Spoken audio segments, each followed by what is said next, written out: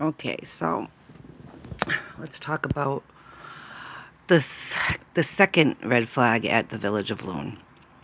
Okay, so well, when I first got hired, fall down. When I first got hired, they have you watch this HR video. Okay, so the HR video was about this lady that comes in. Okay, she comes into the company and she just observes all the people. And I was like, oh my God, that's how I feel. I feel like I'm that lady. And she observes all the people and she notices things that need improvement.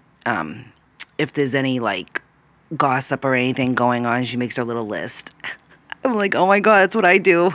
I'm like, so paranoid about working with people that have issues. So anyways, so I'm watching the HR video and I'm like, oh my God. I'm like, okay, well, that's interesting. So, but actually, that when you watch a HR video, the same thing at Deer Park, the stuff that was in the video is actually the stuff that they do. They do the stuff that's in the video. They all did it. I was like, oh my God, why am I even watching this? So anyways, the second red flag at the Village of Loon was so they started talking about this kid that worked there, okay? And it was a woman and her daughter started talking, and like, I guess, I don't know, some shit went down. I don't know. But I thought he was good. I thought he was a good guy, and I thought he was like excellent customer service, okay? And they were claiming, I don't know, they were claiming favoritism or something, and so I don't know. We had a pizza party, and that was nice. It was up on the hill where they have barbecues and stuff, and so just sitting there, and I didn't get to take my break or anything, and I wanted to go to the store and get cigarettes. So I had asked the woman that told me she got blacklisted for 6 years in the town. I told her, I said, you think that I could go take a quick ride before this is over so I can get some cigarettes? I'll be right back. And she's like, well, you have to ask Rebecca. So I asked Rebecca, but Rebecca like totally ignored me. But then she used it against me afterwards, saying that like I never told them that I was going on break. Like I always told everybody I was going on break, and like I didn't overextend my breaks or anything. I always was like right on the money with that. And I was always on time. What else did they use against me? I don't know. I forget what they. Oh, what was I going with the second? Yeah, talking about the kid that worked there. Okay, so I don't know what it is. I think they just like try to push people out. Like if you're a better performer than them, or they're just nervous that you're going to take their spot, where they've been there so long, it's like a clique that they.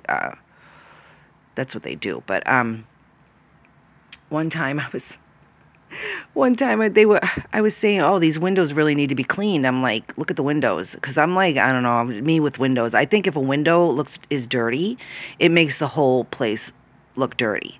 And the whole place could not even be dirty, but if the window's dirty, it makes the whole place look dirty. That's just me with my obsessive cleaning problem.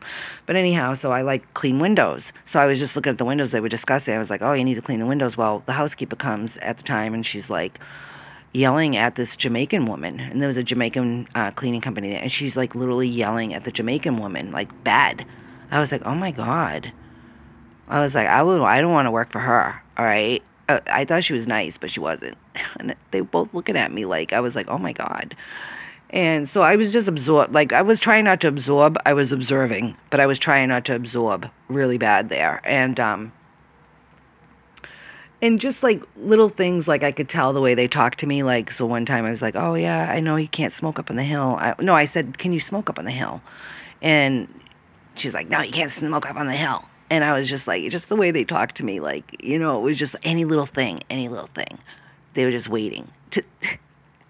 So that was a second red flag of them talking about the kid. And I thought he was a nice kid, and I thought that he was really, really good at customer service. So I think maybe they were just jealous. I don't know what it was, but it's seniority issue is what it is. It's like these people get in there. They've been there for years. And then when I first came, Rebecca, I was like, oh, you have an artist? I was like, that's cute. And she's like, yeah, that's Laura. She's special. And I was like, oh, I was thinking, well, what's so special about Laura? And I'm telling you, when I met her, she wasn't that special, okay? So,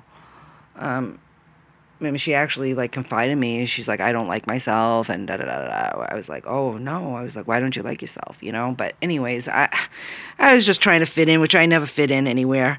And, yeah, it was weird. It changed. It didn't change right away. It changes, like, gradually over time. And I think it has to do with your performance. Like, if you have an outgoing personality, or if you're, like, cherry to the customers, well, they try to use that against me too about my phone etiquette, or my phone. Like, they had a list of things that I had to improve, like, in 10 days, and a lot of them that I was already, like, I already mastered those things. Like, I was always fine with it. And that woman, the woman that told me she got blacklisted for 6 years. I don't even know if that's true, but she told me she got blacklisted for 6 years. She's like, oh, I see you're getting better at the phone. And I was like, well, you know what used to happen? Every single time you try to answer the phone, somebody gets it before you. And you're supposed to answer the phone, like, in 5 seconds. So it was like phone, I don't know. It was like phone game. Like, oh, who's, you know, and so I always try to get it before them, because I really like talking to the customers. And I never could get it. They were always getting it. I could never get the phone, but then they used that against me, saying something about my phone etiquette, which I worked in retail for years, so I'm pretty sure that my phone etiquette was fine. And then one time I had to ask questions, like, you know, ask questions. And I was like, if I have a question that I'm not sure of, and I just started working at a place, like, I don't know, a restaurant, or anything like that, like, oh, is there a place we can, like, hook up our bikes? If I don't know that, I'm going to ask. You know, it's a learning process. And it was like, I don't even know. It started. And I was like, oh no, it's starting. I'm like, what's going to happen now? And so I did my best with the list for the improvement. And basically I had everything, but they weren't saying that I was doing everything. But I have good phone etiquette. I don't know. I came in on a Saturday and literally cleared that place out. Like, all the people were backed up. Everybody looked angry. And I was like, what is this chaos? I was like, oh my God. I'm like, can I help you? Can I help you? Can I help you? And I was just fucking wailing through the people. And I don't know. I think sometimes I really think that they want the customers to be angry. Like, they're sick of the customers. They want them to be angry, which I don't do that. I try to do the best I can to accommodate. If they're paying that much money to stay at a place, I'm not going to get them mad. I'm going to do everything in my power to accommodate them. And yeah, it was just I'm thinking back, and now things are starting to come up, but I don't know. This is what happens every single time. So I know I did good. I know I answered questions. I actually wanted to be like the concierge.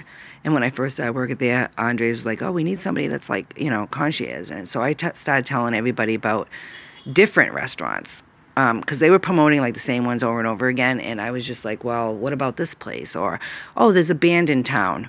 Did you know they play music on the where the gazebo is in Woodstock? Or, oh, did you know that you could eat outside? There's a beautiful patio at the what was the name of it? The Rustic River. I was like, you know, trying to promote other places.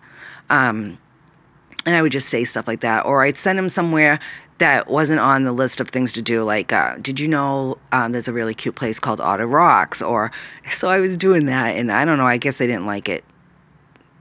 So I think if you just have a good personality and they feel intimidated, that they'll try to get you out. I think that's what it is.